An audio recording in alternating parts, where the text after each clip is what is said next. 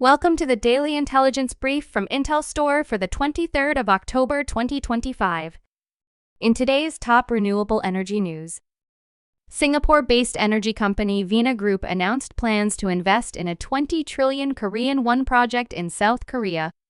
The investment is expected to focus primarily on renewable energy and artificial intelligence data center-related projects in the country.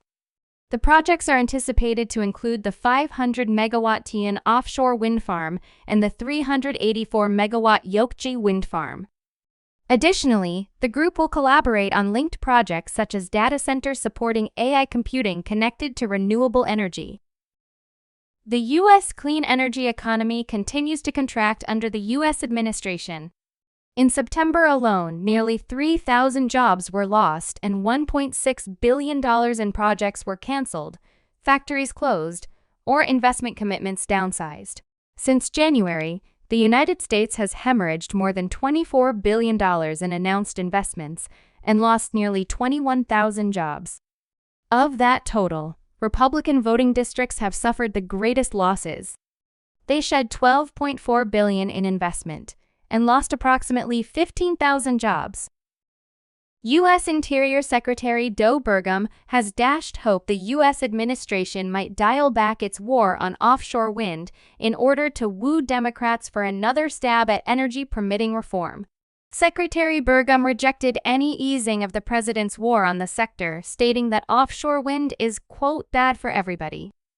In the meantime, he acknowledged that outdated permitting laws are the major obstacle standing in the way of building the energy infrastructure the United States needs. Wind energy supplied 35% of the country's electricity last month, with solar and other renewables contributing a further 7%. That brings the total renewable share to 42% of national electricity demand. The report shows that 1,129 gigawatt-hours of electricity were generated by wind during September. That marks a new record for the month. On days when wind generation was highest, prices dropped to €62 compared to 117 when fossil fuels dominate supply. European governments seeking to expand offshore wind power are increasingly wary of Chinese companies' involvement.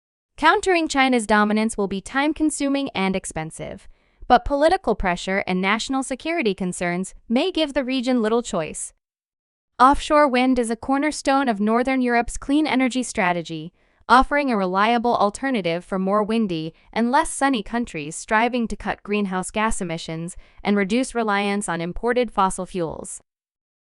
You can learn more about all of IntelStor's market and sales intelligence offerings at www.intelstor.com and subscribe to our channel today.